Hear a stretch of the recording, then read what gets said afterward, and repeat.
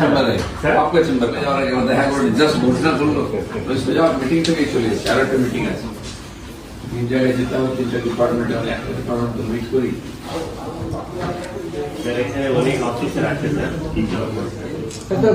আচ্ছা, কোথায় বাড়ি?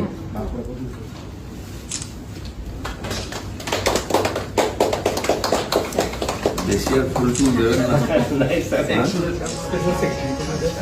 সবচেয়ে বড় দপ্তর, যেখানে সবচেয়ে বেশি লোক কাজ করে, সবচেয়ে বেশি সম্ভাবনা আছে। তো এখানকার যারা অফিসাররা ছিলেন, যেহেতু আমি অনেক দেরিতে এসেছি, তো তাদের সঙ্গে প্রাইমারি কথাবার্তা হলো, ইন্ট্রোডিউস হলো, বাজেট থেকে আরম্ভ করে কীভাবে প্ল্যানিং তৈরি হয়, কোথায় কী সমস্যা আছে। তো সেই ব্যাপারে একটা প্রাথমিক আলোচনা হয়েছে। কাল বাকিটা ওই অফিসে গিয়ে আলোচনা করব। তো এইটুকুই হলো, ইন্ট্রোডিউস হলো আর কি আমাদের যারা অফিসার আছেন তার সঙ্গে।